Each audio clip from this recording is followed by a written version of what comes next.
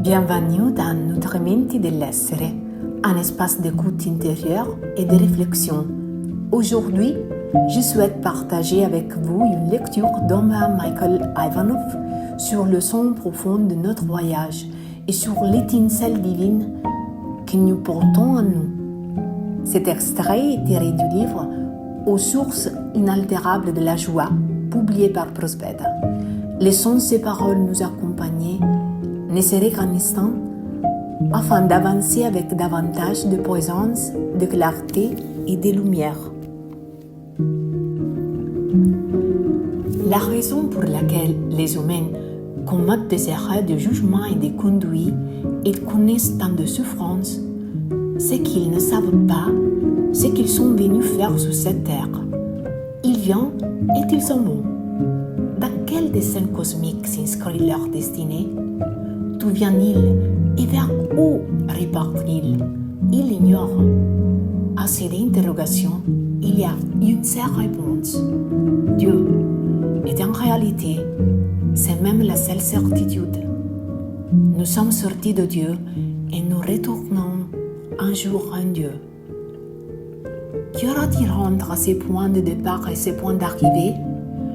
Au cours de nos multiples incarnations, par quel chemin passerons-nous avant de revenir à la source? Cela dépend de nous. Pour les humains que nous sommes, Dieu a prévu une destinée exceptionnelle. De temps à autre, seulement nous en avons une intuition, des visions fugitives. Puis, de nouveau, le ciel s'obscurcit et les incertitudes et les tribulations recommencent. Mais à ces visions fugitives, nous devons nous accrocher de toutes nos forces, ne jamais mettre en doute la réalité. Tout ce qui peut nous arriver en chemin représente seulement des étapes, et elles ne doivent jamais effacer ou nous faire oublier la vision de ce que nous serons quand nous retournerons dans le sein de l'Éternel, riche des expériences que nous aurons faites, des qualités et vertus que nous aurons acquises et développées. L'entité véritable qui aspire à la lumière est enfouie dans chaque être humain sous la poussière et le décombre de ce qui n'est pas lui. Mais chacun deviendra un jour tel que Dieu l'a pensé et voulu, et tel qu'il est déjà dans son moi supérieur. C'est cette certitude qui doit donner un sens à tout ce que nous sommes en train de vivre, même si c'est difficile. Rien ne doit nous arrêter sur le chemin qui nous conduit vers la lumière divine. Car les autres chemins se révèlent encore plus difficiles et encore plus douloureux. Le voyage que nous avons entrepris il y a bien longtemps ne se terminera pas avec notre vie actuelle. Cette vie n'est qu'une étape sur la route que tous les êtres ont parcourue depuis qu'ils sont sortis du sein de Dieu. Et combien de régions différentes ils devront visiter jusqu'à ce qu'ils retournent au lieu de leur origine. Nous ne sommes que des voyageurs sur la terre. Il ne faut jamais l'oublier.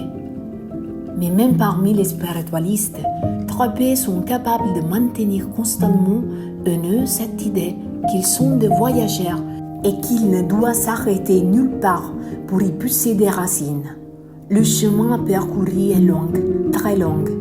Nous devons sans cesse observer, étudier, tirer des conclusions afin de continuer dans la bonne direction. Et pour ne pas perdre courage, garder les yeux fixés sur les buts à atteindre. Au lieu d'agiter toutes sortes de préoccupations inutiles ou futiles qui ne font que vous affaiblir, concentrez-vous sur l'esprit universel, le Père céleste qui nous a créés, qui nous porte, qui nous soutient et qui vit dans toutes ses créatures. Ainsi, vous échapperez aux pesanteurs de l'existence quotidienne. Vous sentirez que le lien entre votre être terrestre et votre être céleste s'est rétabli et un jour vous pourrez dire comme Jésus, « Mon Père travaille et moi aussi je travaille ».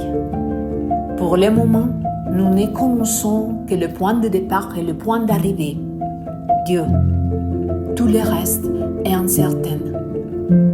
Mais quels que soient les événements qui surviendront en chemin, nous devons continuer à marcher, car c'est la vie divine, la vie éternelle mérite le nom de vie. Vous direz, mais c'est difficile, tellement difficile.